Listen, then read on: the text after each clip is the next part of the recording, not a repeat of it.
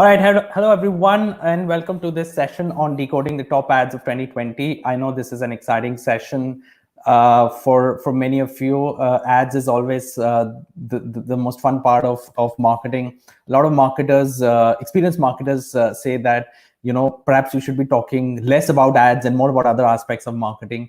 And at Kraftshala, we've tried to do a lot of that. But as we come to the end of 2020, I think it is supremely important that we revisit some of the fantastic work that our colleagues from across different sectors and different industries have done. Hello, Amarnath. Hello, Radhesham. This is going to be a fun session, so give me a second as I share my screen. All right, brand announcement first up. So applications are closing soon for the professional brand management in the digital age program. A lot of the session today is coming in straight from the brand management in the digital age program that we run in, and it is in my humble opinion the best marketing program that exists in the country. So applications closing soon for that. So go ahead and apply in case you're eligible. By the way, for students who are currently in business school or those who want to be part of the marketing launchpad program, the B School programs open applications next month in Jan. The marketing launchpad opens up likely to be opened up next in April, right? So we'll come back to you on dates for that as we go forward. A few disclaimers. We're going to be focusing a lot on video ads today. That's I think how most people sort of think. That's the first thing that people think of when it comes to ads. And the reason I'm going to focus on video ads largely is because it allows us to sort of analyze something really well and compare and contrast, right? It's very hard to bring in and compare a print ad to a TV ad. So in that sense, we're going to be focusing largely on video ads today. Maybe 2 or 3 of those ads are going to be in Hindi, which might be a little bit of a challenge for those of you who don't speak it. So what I will try and do is I will sort of synthesize the commercial in case there is a substantial Hindi portion to it. What I'm going to show you is that it's not going to affect your learning from this session. And the third piece, and really important piece, I hope you keep this in mind. When I say top ads, I'm not going to sit here and announce winners, right? This is not a session to award prizes to ads, and I'm not even sure if we should ever have a session or an event like that. This is there for us to learn from some great campaigns, right? So I'm going to show you some fantastic campaigns that have been launched in India in the last 12 months. Our goal is to learn something from them. So consider this an out and out learning session. That's how I've structured it. That's what we're going to be focusing on. What will happen is that I'm going to show you these pieces of work, and I'm going to tell you what I like about them. In some cases, I'm also going to tell you what I don't like about it. But the fact that they are part of this set of campaigns is a huge deal, because I've reviewed hundreds of campaigns over the last few weeks in order to determine the campaigns that I think we can take most out of. And the kind of work that has been on display is tremendous, and there's a big shout out to all the people who've worked on those campaigns, and that obviously includes creative folks who really deliver the success or failure of a campaign, but also to the planning teams and obviously to the brand teams as well for putting this show for us together. If anyone needed any reminding, the fact that how good your campaign is, it matters today. Well, this is a chart which sort of captures it, and which tells you that the most important driver of whether a campaign succeeds or not is not the media choice, it's not which brand, it is the fact that whether the creative is powerful or not. Now, what is interesting here is the fact that the proportion of media has actually gone up substantially in 10 years. So about 10 or 11 years ago, that number of 36% used to be closer to 15% for media, and it's actually gone up substantially, which tells you the fact that if you're a brand builder and you don't understand the basics of performance marketing, you don't understand how to run these campaigns and how to optimize these campaigns on media platforms, you're going to miss out a lot on in the future. And it's a skill that most people need to build in. But what's unlikely to change now or in the next few years is the fact that the creative is going to be critically important. And to be honest, I think it's going to get more important as we go forward in the journey. So let's look straight up at our first campaign.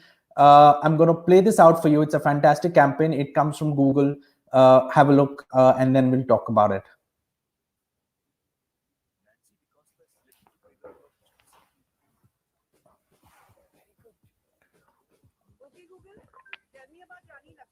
She was one of the prominent figures of the Indian Rebellion of 1857.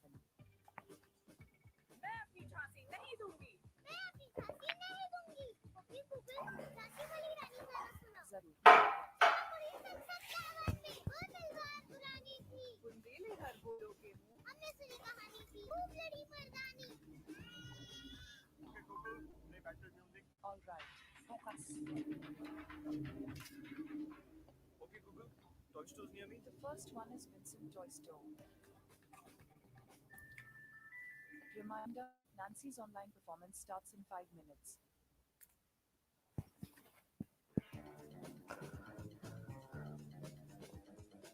All of Google for all of you. Google Nest Mini. All right, what a campaign to get things going for us. This is a beautiful piece of work that has been created by Low for Google. Let's keep things moving here from our perspective. Just give me a second.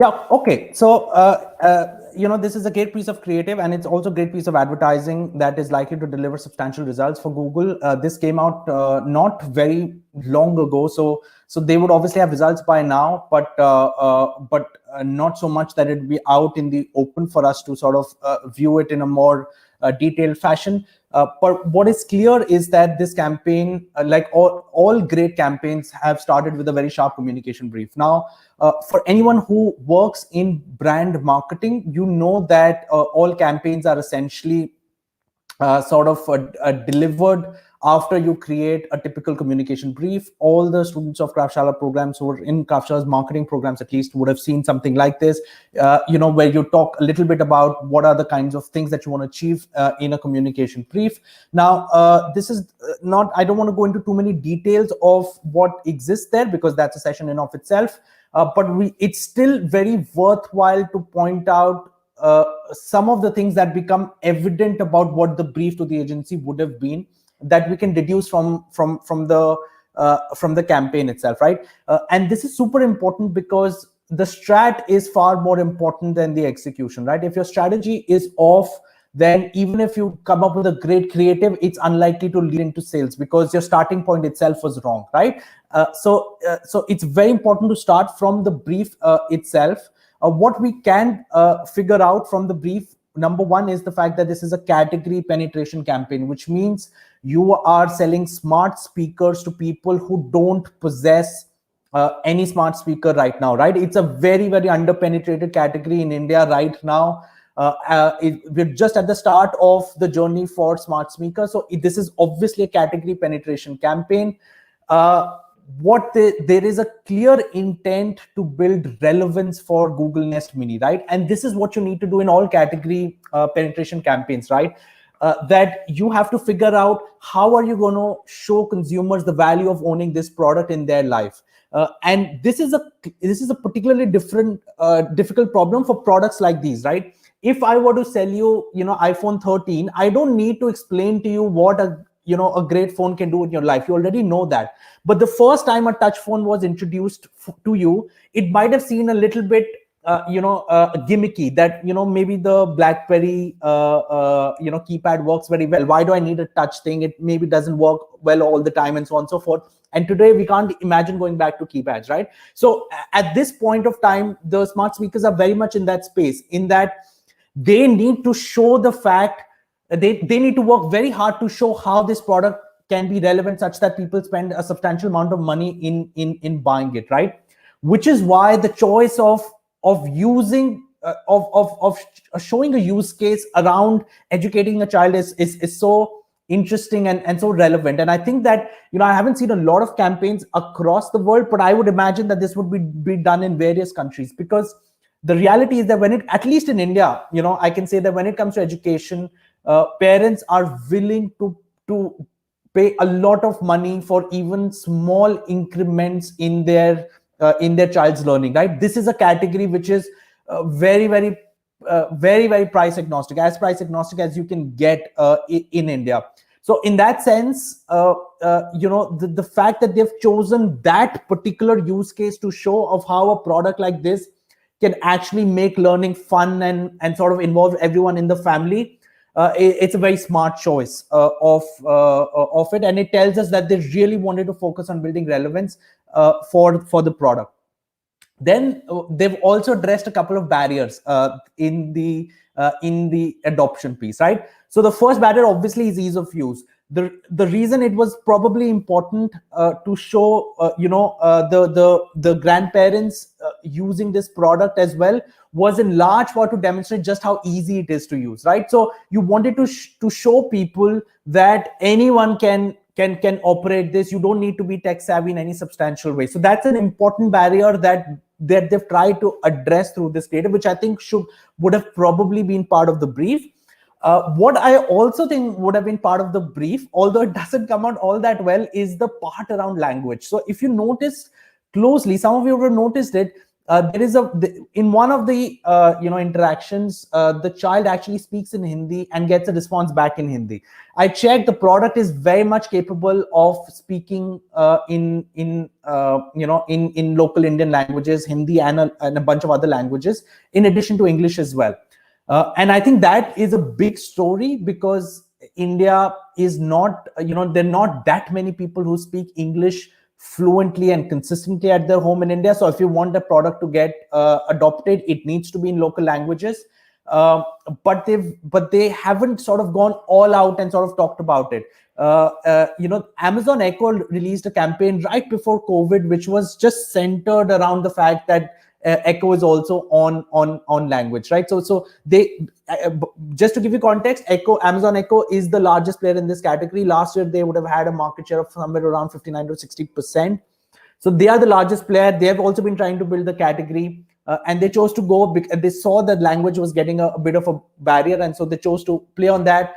Google has integrated it without making the campaign about it. So at this point doesn't land all that well, and it's probably by design. I would imagine it's by design. And finally, this is why I love this example the most.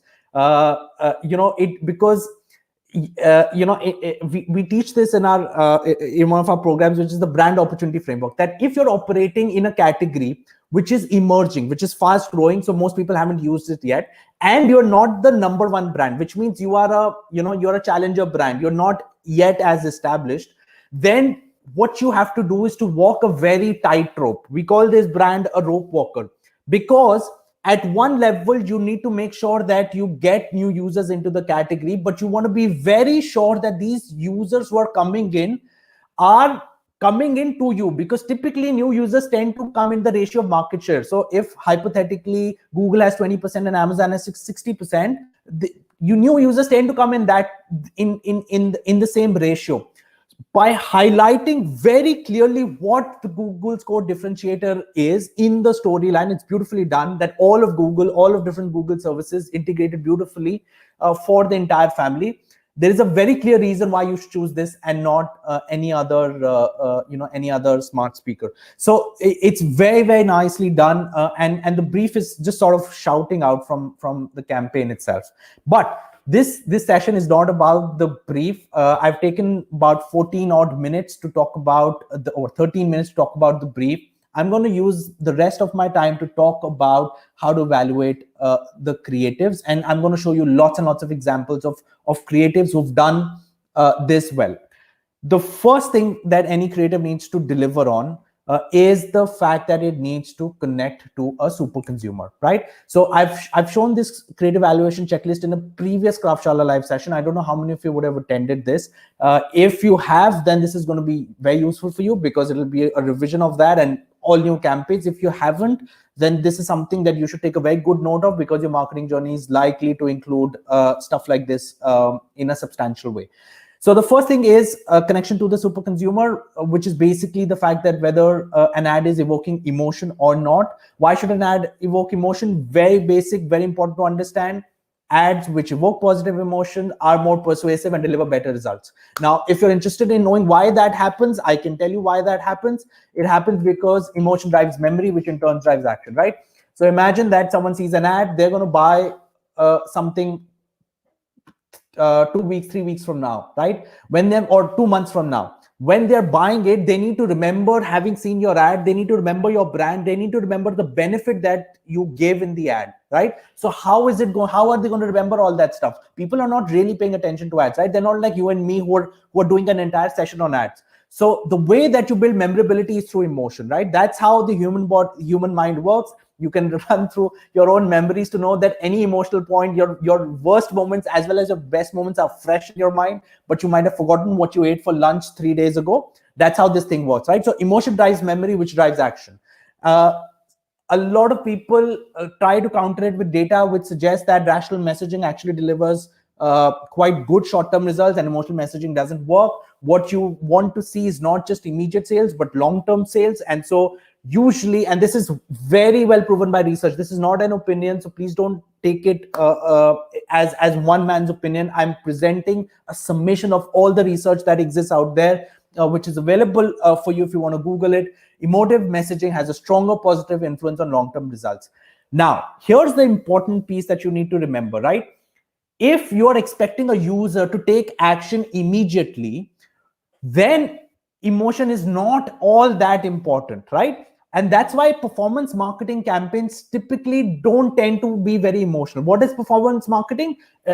Install this app right now, buy this product right now, right? So anything which is meant to drive a very particular action, which is a large part of advertising today. Any kind of retargeting campaigns, right? You go on Amazon, check those shoes, come back, you're seeing an ad for the same shoes on your Instagram feed. That's again performance marketing. So there, emotion is not necessitated in that amount, because the memory is very strong already. Because you see something, it's rational, you need the user to act there. If they don't remember it 3 months from now, it doesn't really matter, right? So in that sense, what you need to do is be very careful that based on what the user touch point is and what your funnel goal is for that ad, that's the amount of emotion that you want to optimize for, right? So a Cadbury will do highly emotion based advertising. I'm going to show you this ad as well in just a moment, but they will also do retargeting, which is just buy this Diwali gift for $750 and we give you free delivery, right? Where is the Cadbury happiness and all? It's just gone, right? So in that sense, you have to optimize the emotion for the touch point, but do not doubt the basic human tendency to remember things that form a connection, that form a connection with them from an emotional point of view. Now, as a brand builder, there are 3 ways to build, 3 ways in which brands can build a connection, and I'm going to show you massively awesome examples of brands that have done it this year, right? These are the campaigns that I think are fantastic campaigns that are coming up for you, right? So the first level is the level of solving my problem, right? Now, brands can form a connection with their consumers if they solve a problem for them. Obviously, if it's a very deep problem, then if you solve it, then that's fantastic. But a lot of the times, you're not coming up with a completely new solution, right? That's not usually the case. What you do is you try and sometimes tell the user about problems that they didn't think they had, but actually they do, and that's helpful. Or existing problems that users are already aware of, you help them think about it in very fresh ways. very fresh ways to evaluate which decision to make and how to make it, and so on and so forth, right? So you anytime you can help a consumer think afresh about the problem is also solving my problem, is also coming here. You can build a great connection with the consumer, right? So just one ad to sort of illustrate that point.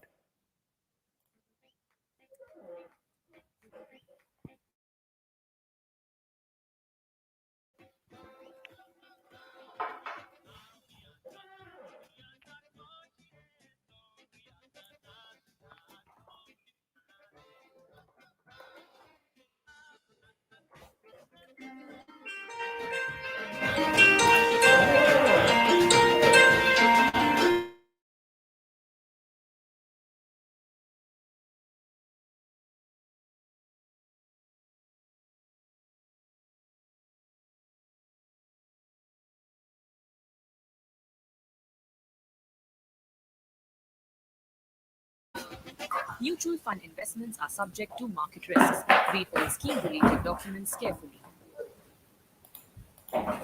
All right, so okay, this is beginning to get a little stuck. So if the ad doesn't play very well, what I'll ask my team to do is put the link in the comments so they can, you can see the ad in peace. Sometimes there is in a streaming platform there is a little bit of lag between the audio and the video. So that's a bit of a challenge which is there. Omar said increase volume. I'll do that. That's something which is there. This is obviously a great campaign. The fact that I mean, I'll talk a little bit about it again in a subsequent piece, but the fact that they've helped you think about which firm you want to use in order to make your own investments. I think this is something which is a great way to think about it. Skin in the game is something which has been catching on for a long piece of time. Motilal Oswal, by the way, has been talking about equity for a long piece of time. They say think equity, think Motilal Oswal. They've done campaigns of similar kind without the same concept per se, which a couple of years ago I talked about them in a session of mine. Sorry guys, just give me a second.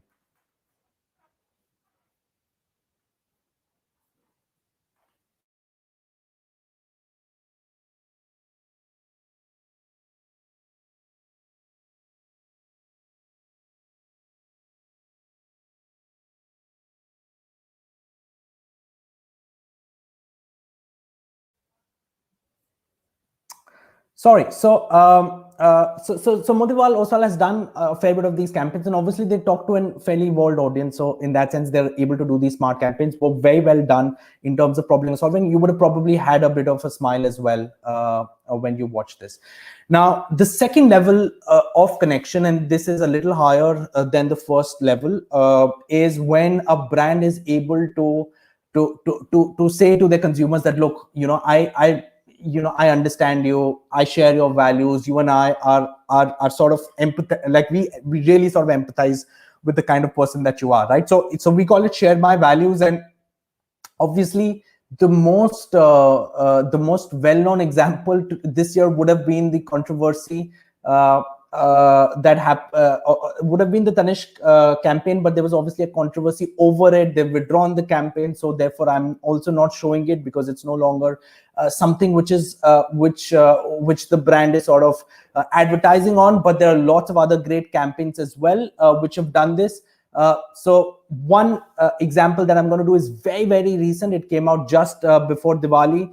Some of you would have seen this. I'm going to play this for you, but you can also play it on YouTube. I'll try and keep the volume louder on this. All right.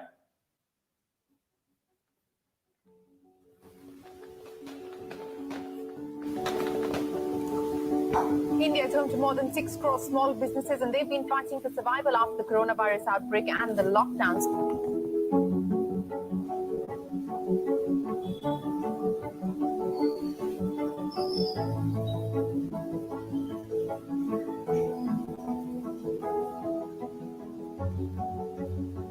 Presenting not just a Cadbury ad. We advertised not just for ourselves, but for thousands of small businesses across India.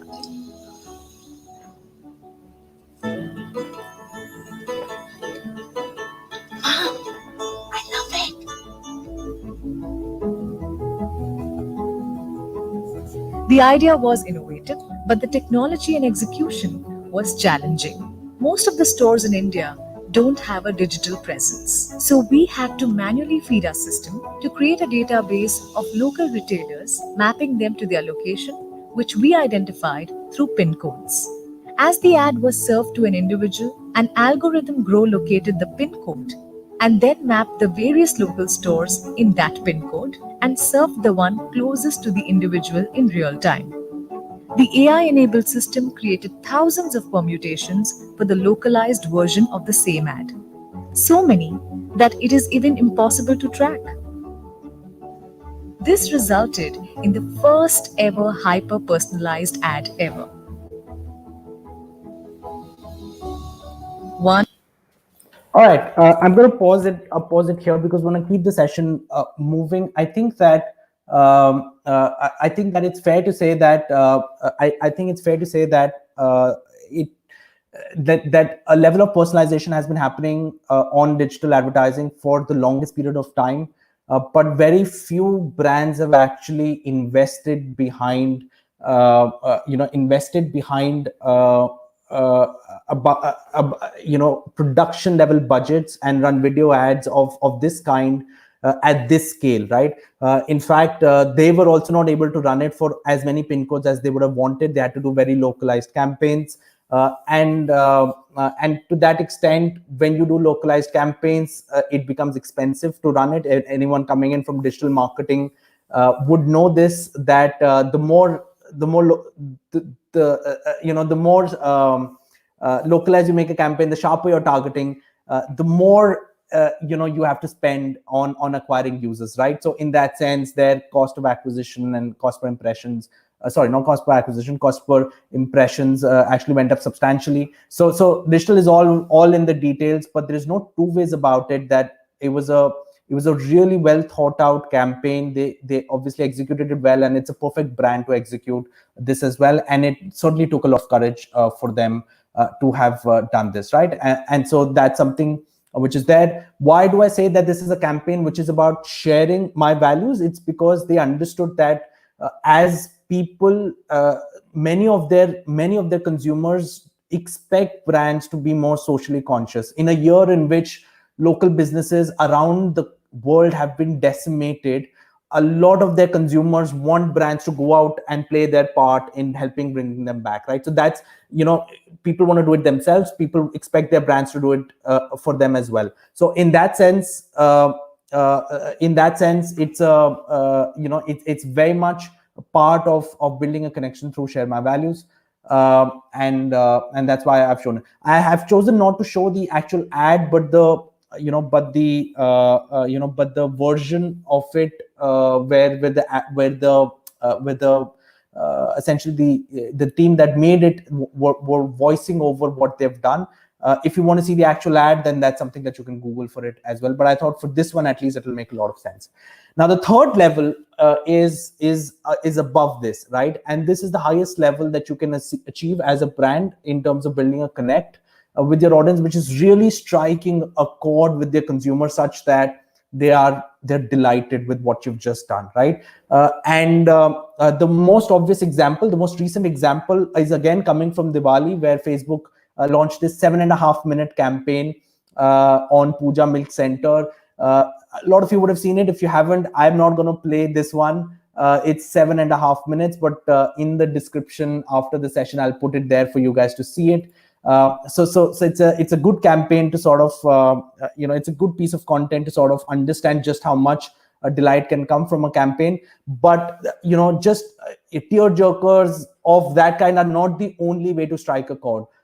If even sometimes that smile that a campaign like the Google Nest Mini ad derives is also very much part of this category, right? It strikes a chord.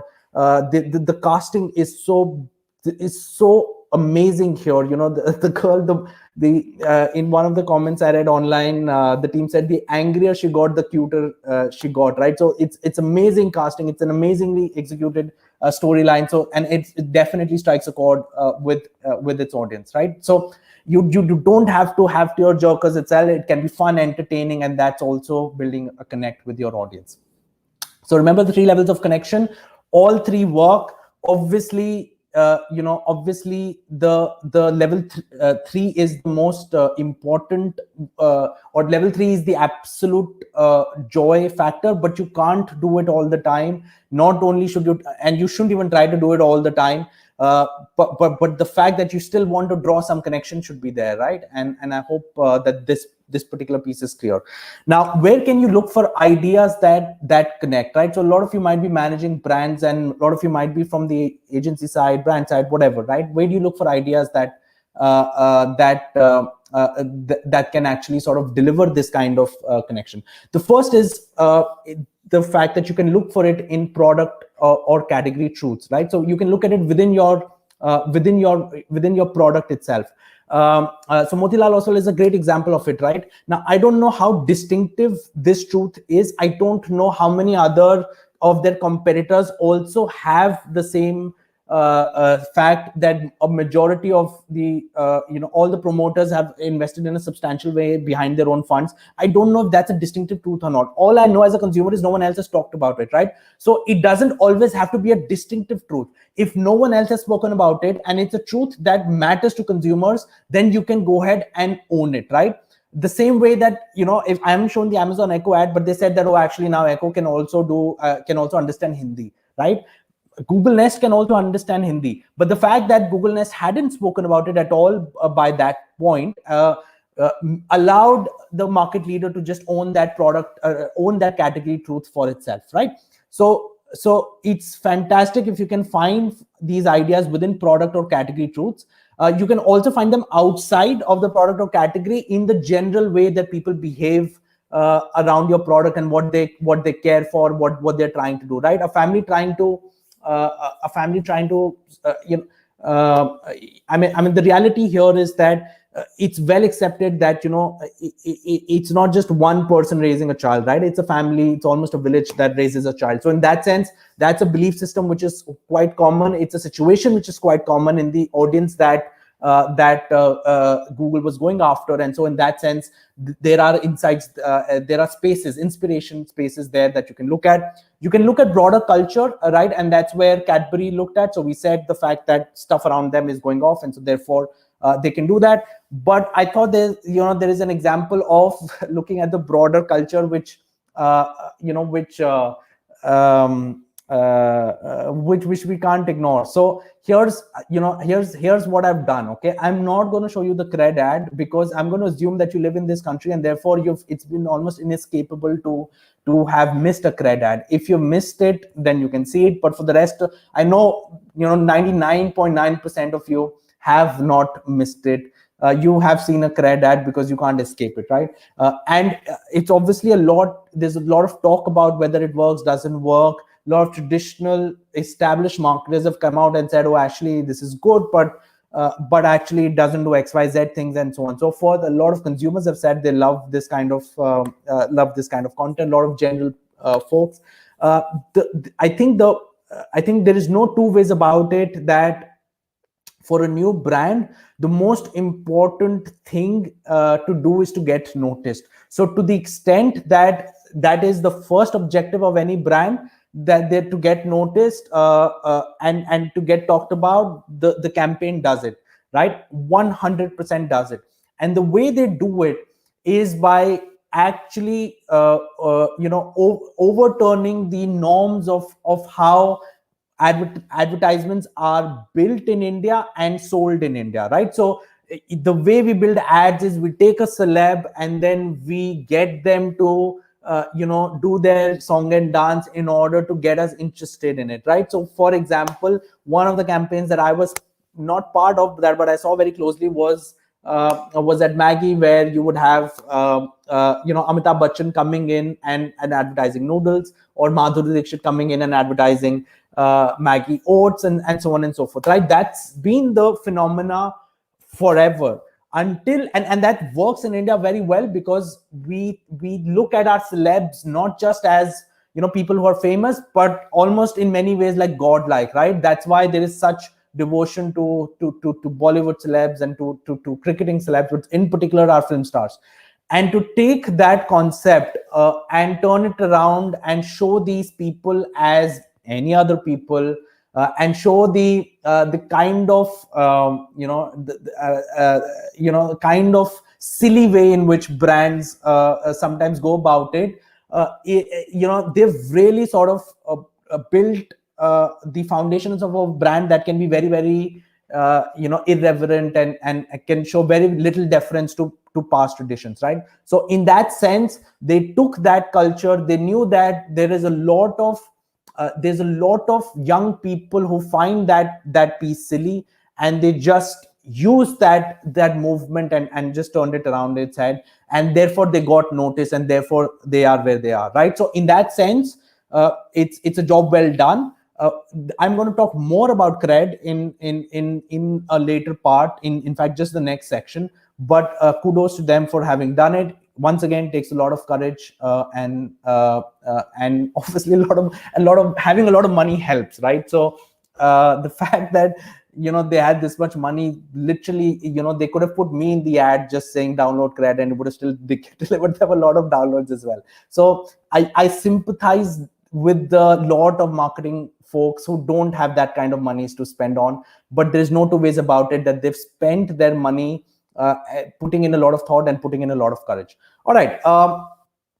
Usually I try and sort of avoid opinions towards this extent in a session, but this is that session. So if you don't agree with something, feel free to share it. There is, there are different views out there. But what I will try and do is I'll sort of always try and share my thought process in full, so that if you want to dispute it, then you know the logic that I'm following and can help get there, right? And then obviously there is part of inspiration that you look at from brand history, right? So in that sense, that is something only very well established brands can do. A Coke can do it, a Dove can do it, and obviously a Dairy Milk can do it as well. So just one campaign to highlight how well you can use that to continue to form positive connections with your consumers, knowing that their context has changed very radically in a short period of time. Have a look.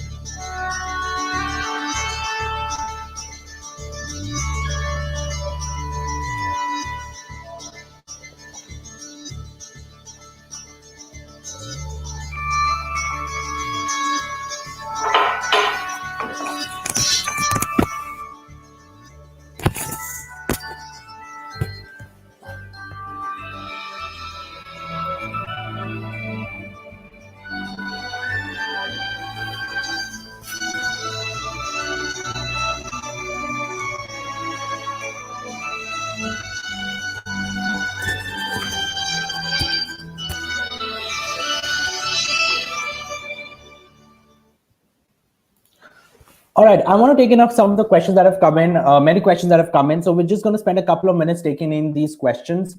First off, Kushal says, wouldn't the Cadbury ad work much better if it coupled with other platforms to form an umbrella campaign combined with office advertising, out of home, etc.? I don't know how many people are actually going to office, and like situation is still quite unpredictable. I think largely people have stayed away from out of home yet. It could have been, you can do it, but it takes a lot of effort to do it, right? I mean, I think that they didn't go the full hog on the digital space itself. They could have done a little bit more in terms of all that. And I understand it completely. It is a lot of pain to execute campaigns like this. They look great once they are done, but it's a lot of effort to get it right. And I'm guessing the next time they do it, they will also know what has worked for them in the past, so they'll be able to make it bigger. Obviously, not having a pandemic is there. Bonvita is known to make inspirational ads. Absolutely. Bonvita has done fantastic work. Lots of brands that you can really say it once. Asta wants me to play the cred ad. I'm not gonna I'm not going to go down that road, tempting as it is. The jingle stay with you long after. Yeah, I mean, Bapi Lahiri is one, download cred baby. I was humming it to myself quietly first, and then I realized that I don't have to be embarrassed by it because everyone else was doing it as well. Lots of cred fans here. So see, that's what I was talking about. Lots and lots of people loved it. But you won't see that in the marketing commentary. Cred also created with the print ad as part of this campaign. Outstanding unique usage of the QR code. Maybe you can share more details about that with the rest of the audience. I don't know of the QR code piece, but please do share it as well. What I can tell you is that they ran a lot of performance campaigns on top of the typical ad, and those were much more functional in nature as well. So they got that piece right, but I don't know whether whether that was money speaking or whether their targeting was actually good. Says, I think you'll also come at Dream 11. I might. We'll see what happens. Why don't we see Indian competitors like Burger King versus McDonald's, old PCs versus Mac ad, Samsung? It's a lot of fun for the brands. Actually, the most recent example, and this came up in my LinkedIn feed when I posted about this session, was Amazon Prime actually trolling Netflix about the fact that, oh, actually you're saying that, why are you jumping up and down for giving 2 days free? At Amazon Prime, we give 30 days free, right? So they did a lot of trolling and they brought it back. I don't think it was there in between for Prime.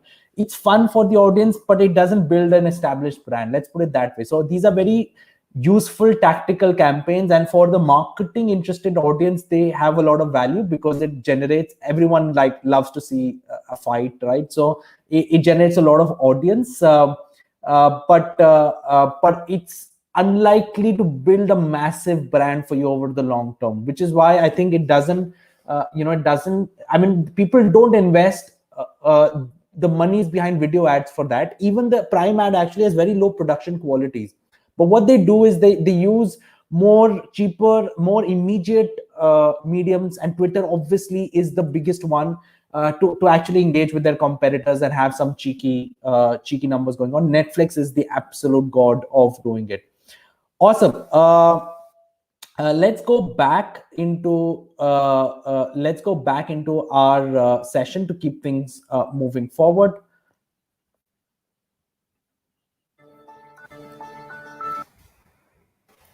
The final point I want to make in connection before we move to the next step is the fact that connection comes from relatability in a substantial way. Now, I want to bring this up to, that this was actually something I wasn't part of my original deck, and then I was having a conversation with an ex-colleague of mine, Priya Khurana, and she sort of mentioned this point, which I really thought was very important for people to know. It's the fact that a lot of the times brand builders don't pay details on the consumer sensibilities when they are creating a campaign, right? So they show, like, if let's say you're running an ad for pizza, and your consumers eat pizza by hand, and you are showing someone eating pizza by fork. That's not the way the consumers do it, and that's going to look odd to the consumer. It's not going to sit well with them, right? We connect when we see relatable people. So if you look at the Google Nest ad, there is quirkiness in the ad, but it's an average family at the end of the day, which is the values of the mother, the values of the grandparents. They're all sort of the values of the family itself on sort of pitching in. These are all things that you associate with an Indian family. The fact that everyone's living together. You've shown a certain kind of household. They've shot it in Goa, so it's okay if you want to add a little bit of flavor to it, but it's still a very relatable Indian family at its core, and that is why the ad connects. Similarly, for cred, right? If their audience was their core audience, as much as I understand it, are well-off young professionals, right? That's their audience. They need to be well-off because they clearly say credit is not for everyone. And it's also the fact that they're being such irreverent. There's such irreverence in the ad suggests that it's not going to work a lot with their, let's say, audience over 40 years, for instance, right? But it's going to work massively well with people in their 20s and 30s especially early 30s, I would say, who are financially well off, and the fact that they're giving deals and all also, I guess, sort of appeals to a slightly younger audience as well, right? If the same ad had been created for people above 40 who are not living in urban areas, this ad would not have connected whatsoever, right? So in that sense, accounting for these consumer sensibilities is very important. I used to work in the food industry, so I can take an example of food. The way you would show them cooking, the way you show a consumer cooking food, the way you would show the person's household, the relationship between the mother and her child, or the wife and her husband, they were all very important aspects of making sure that the person found the communication relatable, because if there is no relatability, then there is no connection, right? So thank you very much to her for obviously discussing a lot of ideas of in creative evaluation, but specifically of bringing this point to life. So does the Google Nest ad connect with super consumer? The answer is yes, right? It absolutely connects with the super consumer, and I don't think there's much that we need to talk about more than that. Now, the second piece is whether it delivers on the benefit as well, right? So we talked about the functional benefit that's there as part of that's part of the communication brief. Someone mentioned that we might see Dream 11 here, and Dream 11 has had so many campaigns. I just want to pick one, and we're only going to be talking about this campaign. Okay, so have a look. Let's see this one before we go forward.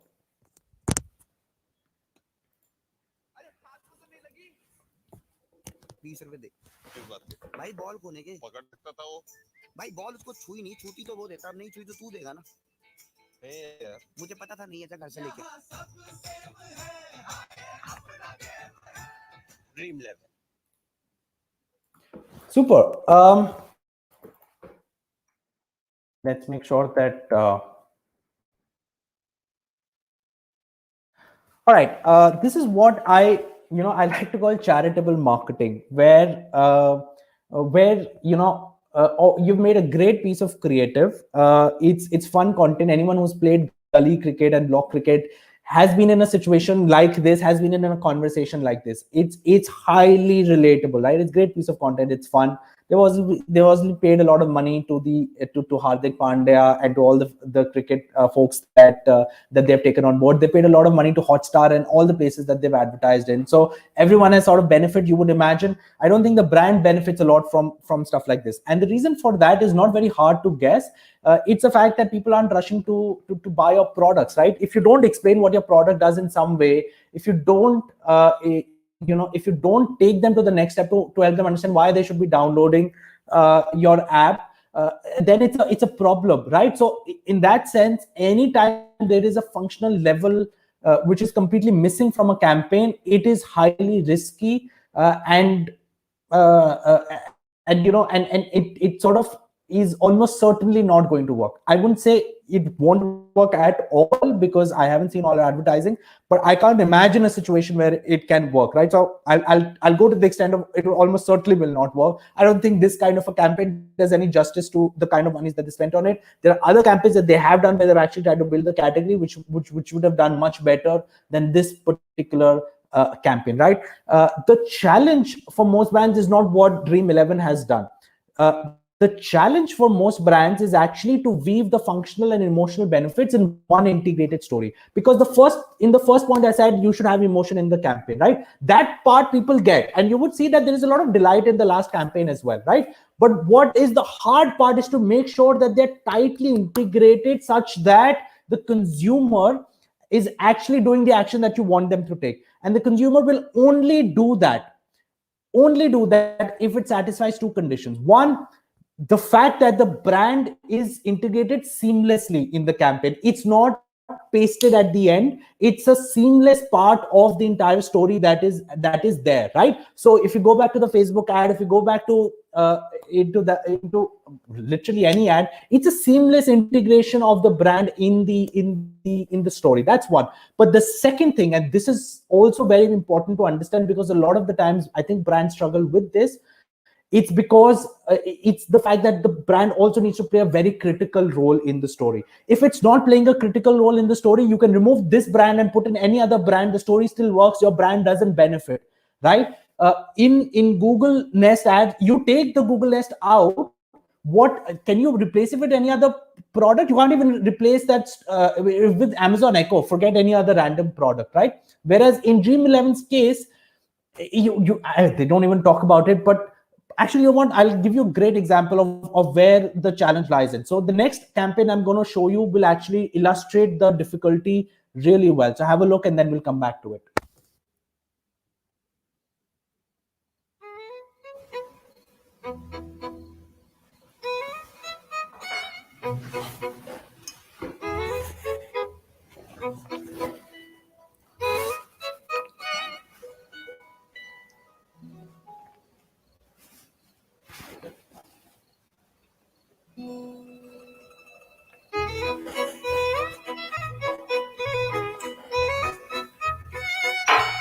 जो अपनों के दिल की बात सुनते हैं, हमने उनके दिल की बात सुनी.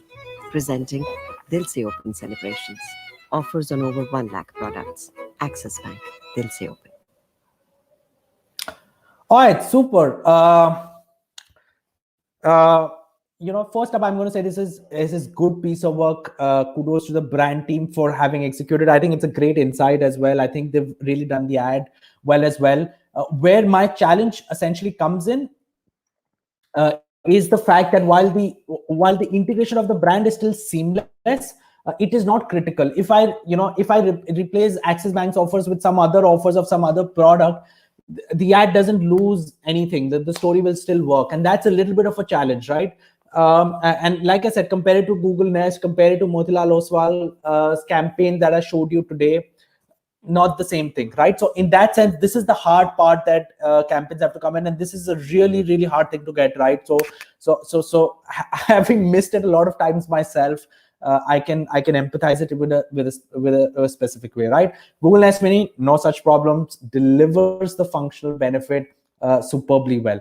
All right, the third piece of the checklist is simple without being simplistic. Now, this is the part which, this is the part of my session which I think is better explained in the ads itself than in the, in concept. But if you just want to know the concept, let me just explain why simplicity is important, or why being simple is important. Emotion comes when you understand something. If you haven't understood something, then not emotion. Memory structure comes in if you've understood something, right? If you haven't understood something, you will not remember it, right? Imagine, the last calculus or physics paper that you did, right? If you haven't understood it, then it's very hard to sort of recreate that stuff, right? So simplicity is very important to building those memory structures that are there. Most times people are not paying a lot of attention to ads. So one thing that you can't do is deviate anywhere from a linear storyline, right? So if there is someone out there who's a Christopher Nolan who wants to create a Memento kind of movie, the world of ads is not your place. So you need very linear storylines to be there in most cases. You can use either of metaphors or analogies to sort of simplify stuff. So an analogy is what Motilal Oswal does really well, right? Explaining the concept of skin in the game can be a little complicated in a 30-second commercial, but they've done it really, really well, right? And so in that sense, I think from a pure simplicity point of view, the Motilal Oswal ad is stronger than even the is stronger than even the cred ad, right? Which is not really created for a similar audience, so you can understand why they're okay doing that. But at least for most mass brands, that doesn't exist.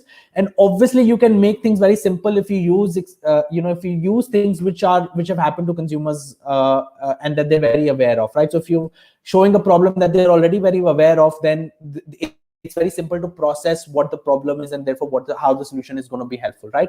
So that's something which is there. I think the Google Nest Mini does. I think just from a simplicity point of view, I think they've done a couple of things really well. The first is, a product like smart speakers does a lot of things. And the conventional approach would be to create a different commercial for each of those benefits that it has, right? It plays music, you can search on it, you can do this, that on it.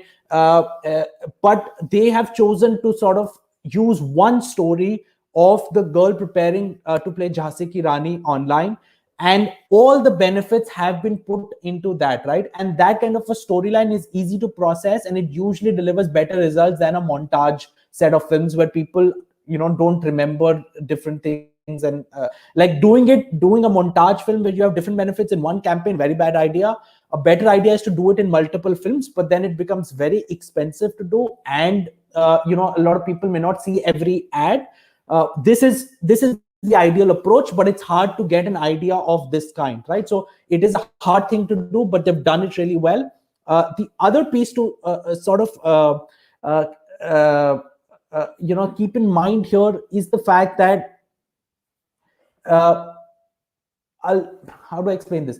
A lot of times users discover different use cases as they start using a product, right? So you don't have to worry about the fact that, oh, actually this product does 50 things, but I'm only talking about 10 of them or 5 of them or whatever. There's 10 things, but I'm only talking about 1 or 2 of them, right? Users tend to figure out these things on their own as you go forward. So when you're building a category which is very much in the initial stages, when you're introducing a product which hasn't existed at all in the consumer's life, it's very important to keep things simple for them. Do not take a lot of use cases initially. Just take one use case, own it, and gradually build the biggest use cases for that you can build it for, right? So here they've used the use case of teaching a child through the various things that Google does, but tomorrow they can come up with a campaign which is a different use case altogether, and then it will work, right? So in that sense, this is something which is very important for new categories in particular, and something that that you need to keep in mind.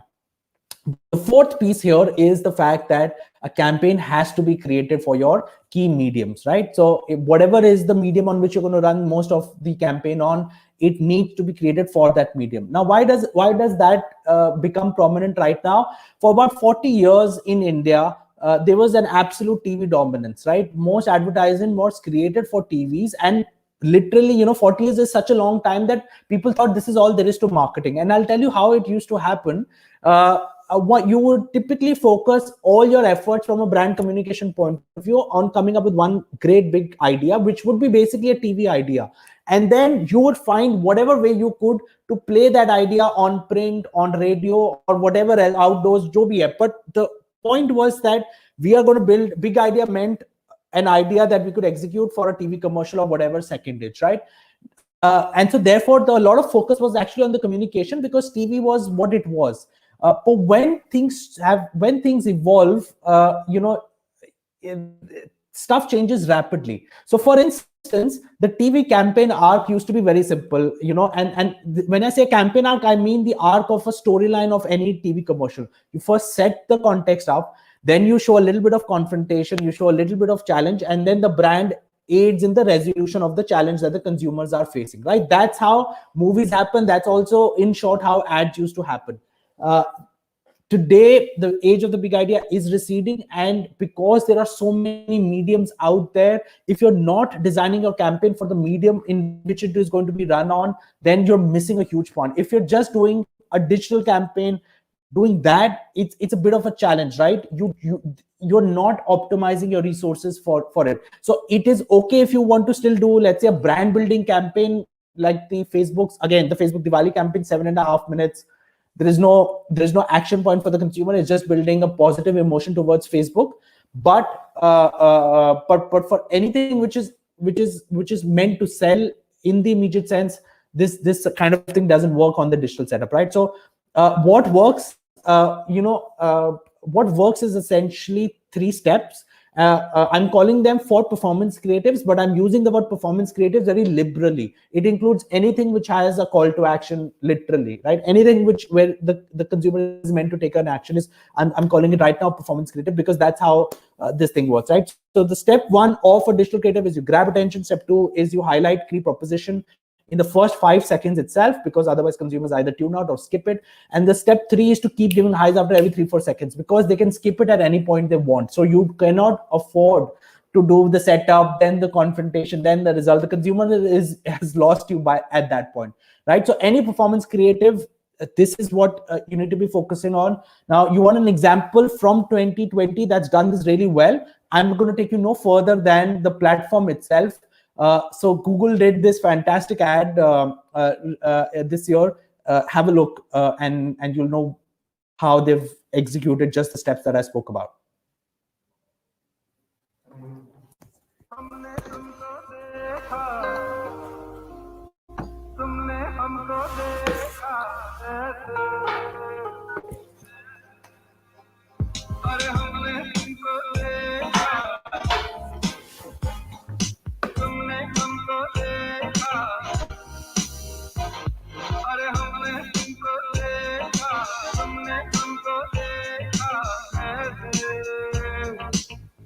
Extra classes लगेंगी। Okay, check करते हैं। जहां उनकी नजर हो, आप वही नजर आओ विद गूगल एड्स। ये आपका एड इंटरेस्टेड खरीदारों को दिखाए ताकि बिजनेस की गाड़ी चलती जाए।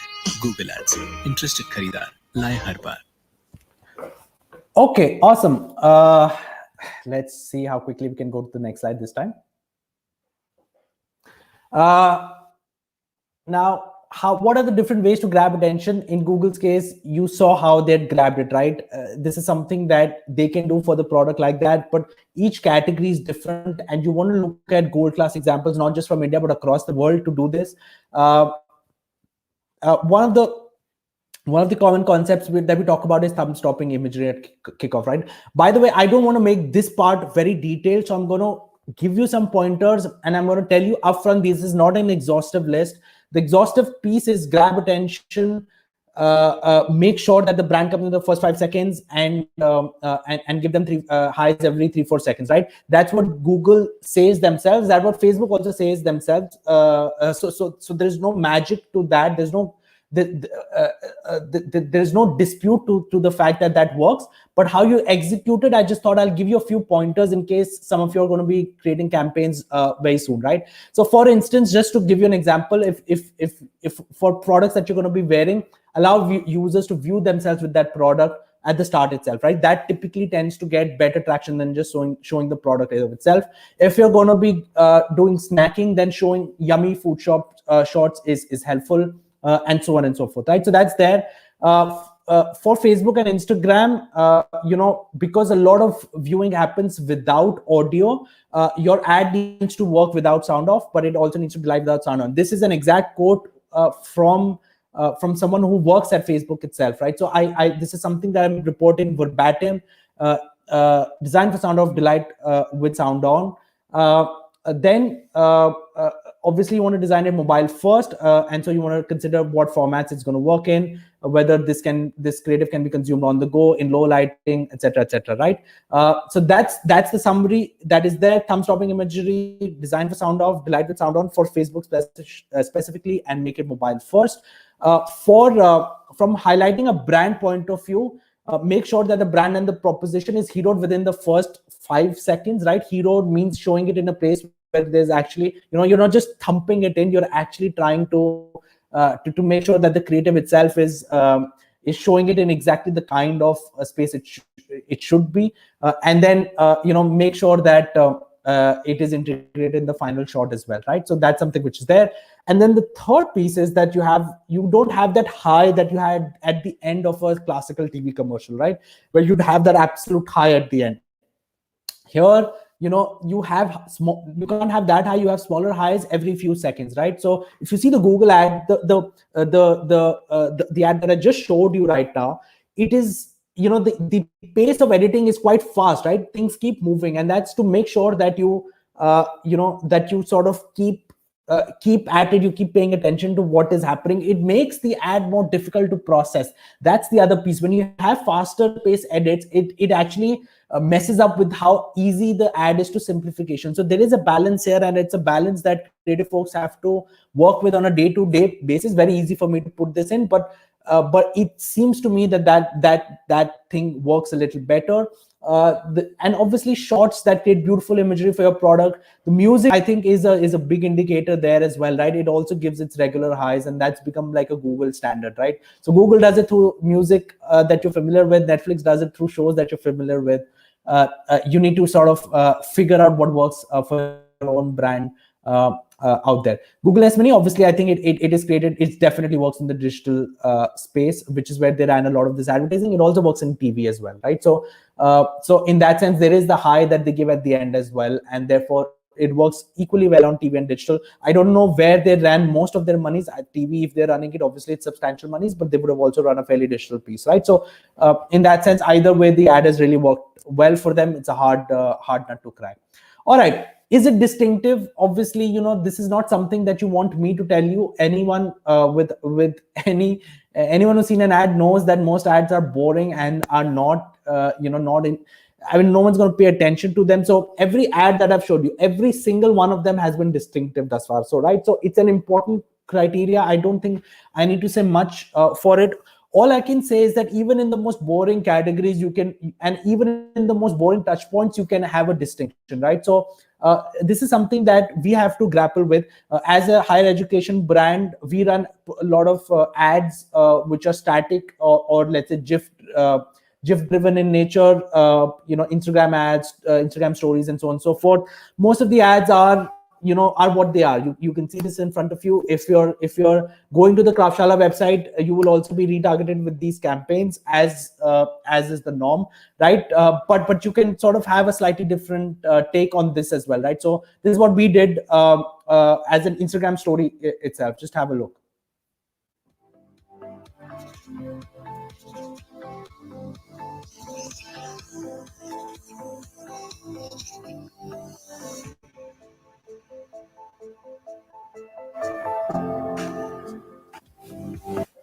Yeah, so you can make even the most sterile touch points can be made distinctive, right? So never let anyone tell you that all performance ads are going to be the way they are. It doesn't work like that, right? You can come up with a general insight, and for us, Kraftsala's insight has always been the same, that we work with people who believe that they themselves have the capability to get ahead, right? Our job is not to give them a shortcut. Our job is to make sure that we are bringing out the best in them such that they move faster in their career, right? So it is talking to that audience which fundamentally believes in that aspect, that they have it within themselves to move forward with whatever career goals they have. All right, the next piece is not to be distinctive, but the exact opposite of it, which is to stay within brand personality, right? What you'll see in this session is I'm going a lot of yin and yang, right? You want to be distinctive from everyone else, but you still want to be very close to who you've always been, right? And that's where the convergence and divergence come in, right? Divergence is the distinctiveness. Convergence is making sure that your campaign that you've done today is not dissimilar to the kind of campaign that you've done in the past. It needs to stay very much within the tonality of the brand. Why this is important is something that you need, that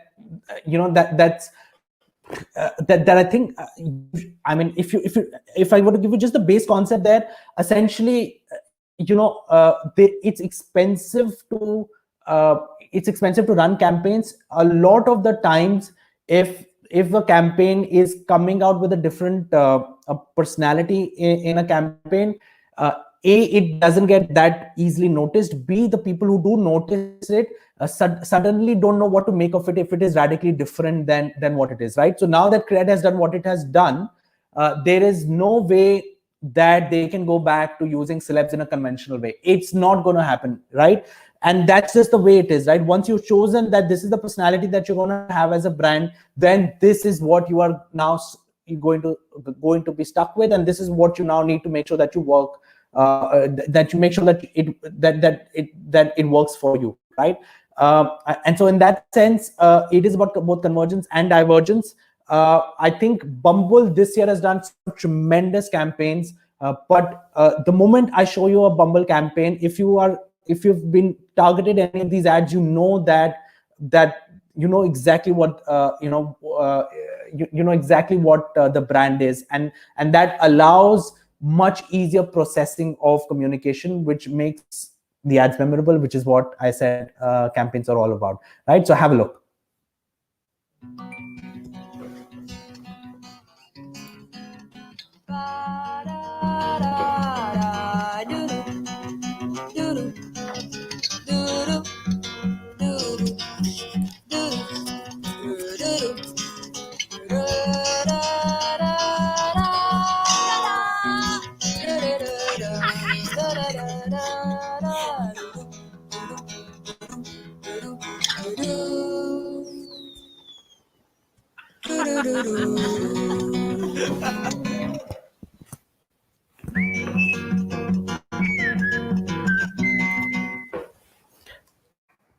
Super. Right. I mean, just the choice of the choice of consumers that they've shown there, the kind of fun that they're having, the fact that this very much looks like a, not like a one night thing. It's very much part of relationship building. The fact that it's fun, very much within the Bumble personality. They've done some tremendous advertising this year, and kudos to their team as well. Then important piece has a call to action. If it doesn't have a call to action, people don't take action, believe it or not, right? So it needs to have a call to action. Google has had a call to action. I don't want to spend too much time here. There is a lot of stuff that we can go in here, but I've already spent more than an hour talking about these campaigns. So I want to come to the last piece, which is a really important piece, which is the fact that a campaign should ideally be building recognizable assets, right? Now, why is that important? Once again, it goes back to the fact that it's very expensive to run. It's very, very expensive to run campaigns, right? If you don't have recognizable assets, the ads don't get registered. If they don't get registered, then you have to serve the ad instead of 3 times to consumer, you have to serve it 4 times or 5 times. That's money spent down the drain, right? So in that sense, it is highly useful to build recognizable assets. And it has a second advantage, which I'm just going to talk about. But before I do that, I'm going to show you another great campaign that got launched this year. It's from a category that you would not assume normally to, or at least, I mean, actually, I'm not doing justice to the category. You would expect it, but you're not expect it from this particular brand. So you'd expect it from its competitor. So have a look at this campaign. It's quite nicely done. कभी रंगों के बारे में सोचा है? हिंदुस्तान के रंग लाल, पीला, हरा, नीला। यहाँ त्योहार भी रंगीन होते हैं और टैटू भी। अरे इतने रंग तो इंद्रधनुष में नहीं होते जितने हमारे मिजाज में होते हैं। फिर धीरे धीरे हमने ये रंग बांट लिए, धर्म के रंग, जात के रंग, मिस्टर के रंग, मिसेस के रंग, अपने रंग, पराये रंग। तो चलो मिलकर इस रंगीन चादर को फिर से सिलते हैं। जो तेरा वो मेरा और जो मेरा वो सबका। इसीलिए पहली बार JSW पेंट्स लाए हैं 1808 शेड्स एक ही प्राइस पर, ताकि हर रंग हो हर किसी का। JSW paints, think beautiful. All right. Super. Now, it's once again, the insight is powerful. I don't know, by the way, whether this benefit is something that I don't know enough about the category to know whether this benefit is a winning benefit and whether strategically this is going to deliver results for them or not. So let's keep that point aside. What I can tell you is the fact that the fact that the way that they've used celebs is interesting, right? They've used celebs as someone mentioned to me as pretty people rather than as Ayushmann, as Alia, right? And the thing is that that's okay to do that because the story is still well done.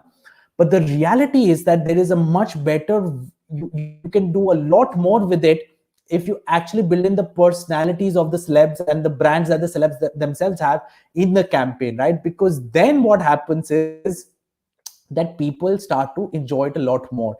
And when people start to enjoy it more, they start to anticipate it. When they start to anticipate it, that's when the magic happens, right? There's even more delight.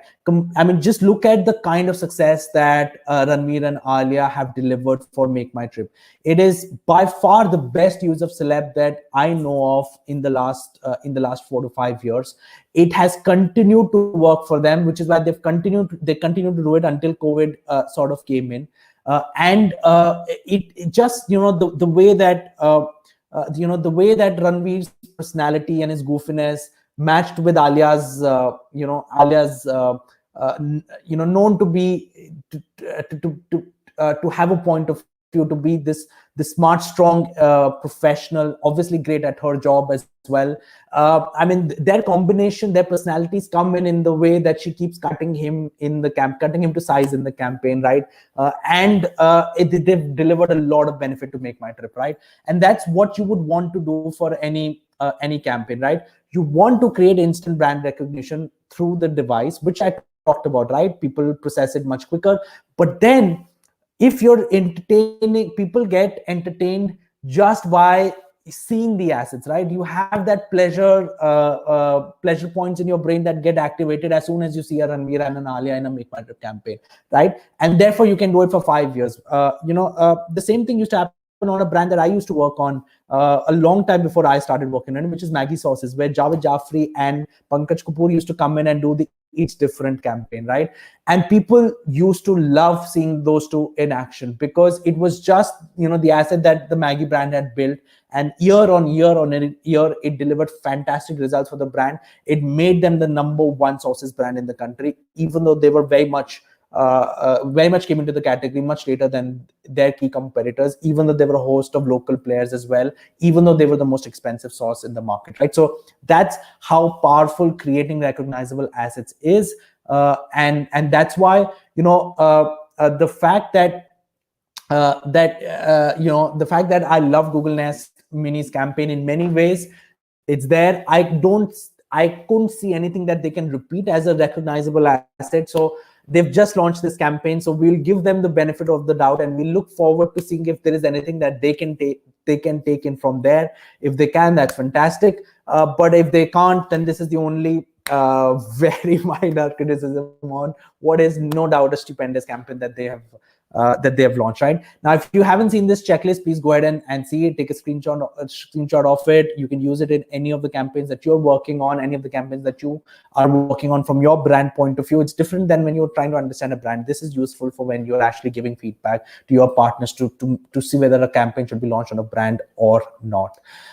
All right, my final piece here is the fact that great ads require immense courage, right? And that's something that you would see is is the constant here throughout. People have tried to do something different, and they've bet enormous amounts of money and enormous amounts of personal reputation in order to make it successful, right? Whether you look at whether you look at Motilal Oswal using food, and they've been doing it for 2 or 3 years now, but still, the courage that it takes to sort of continue doing that kind of stuff. When you take Facebook's 7.5-minute commercial, when you take Cred, when you take all of these campaigns, when you take the Cadbury's campaign, all of these campaigns have required immense courage, because they've broken norms in some ways. They've had to experiment, right? And so sometimes you get it right and sometimes you don't. In fact, most times you don't, and sometimes you get it right. And when you do get it right, I think that it's only fair that they get a lot of credit for having done supremely well. Final notes before I get into questions. Then once again, applications closing soon, so I'm going to insert the brands. Brand at the start, brand at the end. It seems that that is there. Subscribe to us on YouTube. This is, you're already watching, most of you are watching this on YouTube itself, but if you want to go on Insta, you can click on the link there. I think Resham can put up the link there. If you want to follow me additionally personally, you can go, and I mean, I'm not very active on Instagram yet, but Twitter and LinkedIn, you can absolutely feel free to follow. Feedback on this session, on that link, again, Resham will share the piece there.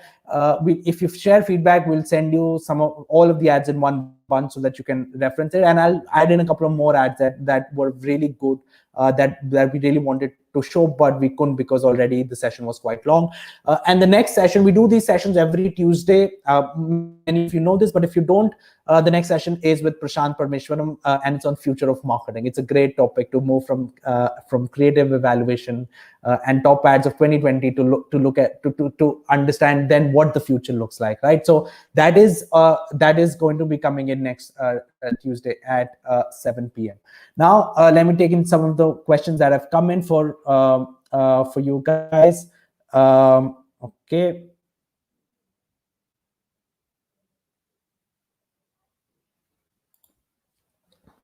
All right, what factors drive brand custodian's decision whether to make a 30-second ad for TV consumption or 4 to 5 ad with a story sending out a message? Anshul, that depends on two things. One is where your consumer is, right? So at Maggie today, you can't do without TV advertising because most of people who buy Maggie are actually watching their content on TV even today, right?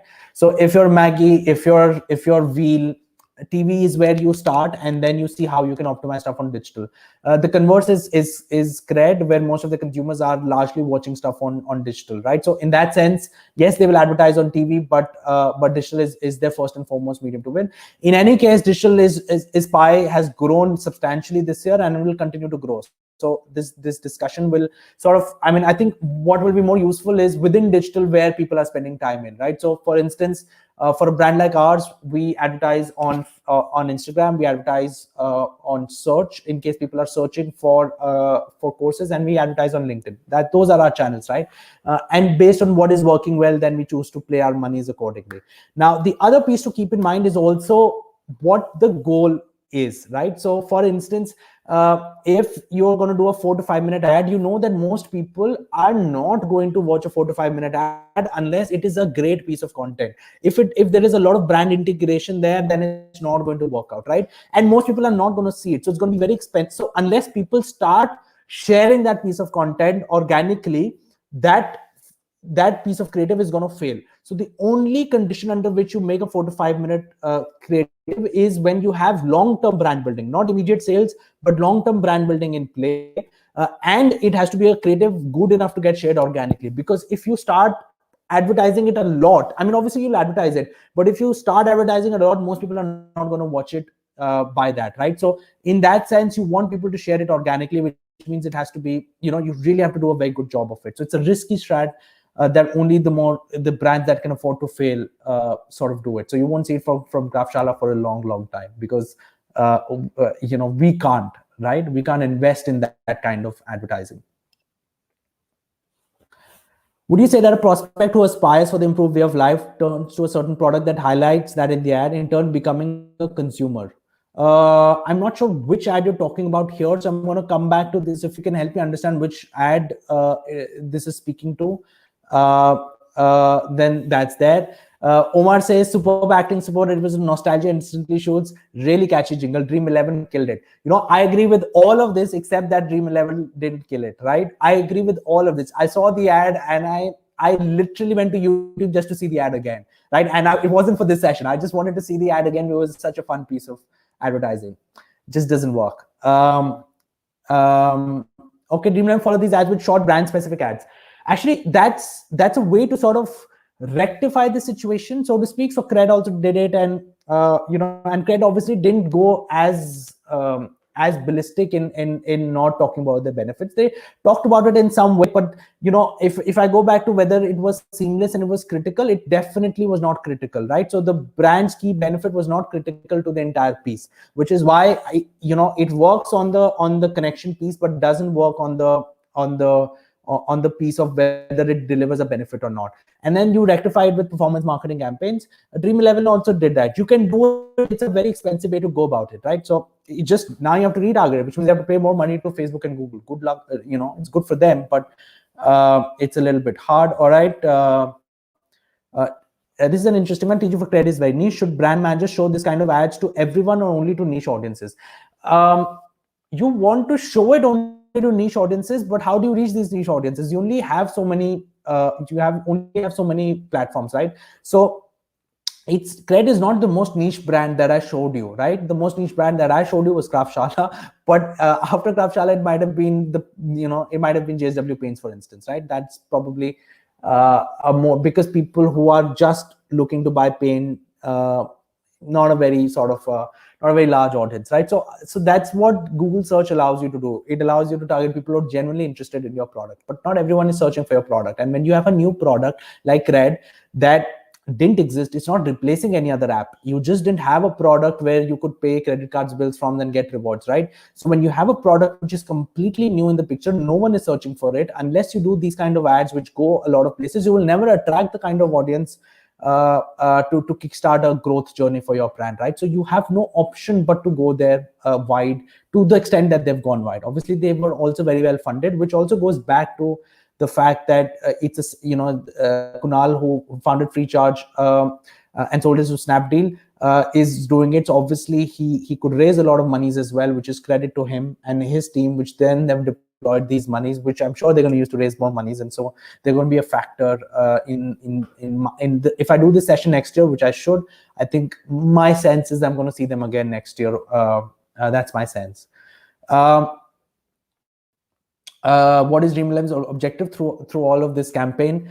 I think they wanted to build a connection. That is the way I saw it. But connection for the sake of connection is not useful, right? I mean, you're not, as I said, you're not doing charity here. By the way, Dream11 did other communication, which was both connecting well and sort of also probably drove results for them, both before this campaign and after this campaign. So that's that. Do you think investing in an ad will help with better relatability and connect for a new product launch, since the ads are always targeted to the mass segments and not specific to core audiences? When you launch a product, you advertise, but you choose the platforms based on how much money you want to spend in, right? So when Cred launched first, they launched only digital ads. They went on TV and on OTT very late. That's when they really went mass, right? So they were advertising they were advertising on, I think they were advertising on Twitter as well. So you do it in stages. You have a new product, you first get your core set of consumers, and then you make sure the product is working for them and that they're recommending it, and then you scale it to the next level, and then you scale it to the next level, and then you scale it to the next level, right? So now that they've launched this, they were going to have other services where they're going to bring in other users. You'll see a lot of new audiences and a lot of new services coming as part of Cred. That's the whole proposition. So it does help in being relatable to the audience that you are targeting. Great example again is Kraftshala. So when we launched in, the first audience that we went to was the top 12 campuses of the country. So we went to 6 IIMs and XLRI, FMS, SPGen, ISB, etc. Right? 12 campuses all we went to. Now, when you're speaking to an audience, which is basically half of the batches wanted marketing at that point there. So we're talking about, I don't know, we're talking about less than 1,500 people in the country as your audience, right? Then you can afford to be very relatable to that audience. But now that Kraftshala has a much wider audience base, people from different ages, from different backgrounds, different sectors, different work experience doing it, obviously that communication will not make sense, that medium will not make sense. So it's dependent on what development stage you're in right now. Phone pay ad, karte ja, badhte ja. I don't have a particular point of view on it. And let me come back to it and see if I can. I want to end this session on in the next 5 minutes. So I just want to, I just want to take in a couple of questions, and if there's still some time, then I'll come back to it. Would you say that OkCupid was more simple and relatable, and hence it is a better campaign? I've seen the Adulting Can Wait. I haven't actually seen OkCupid's campaign, so that's a bit of a challenge. I think Adulting Can Wait was fine. It wasn't Tinder's best work of all time, but I mean, I think the strat was fine. I had some issues with the way the creative was done. I think from that point of view, I think the strat was pretty good. But the creatively, I think they could have done a lot better.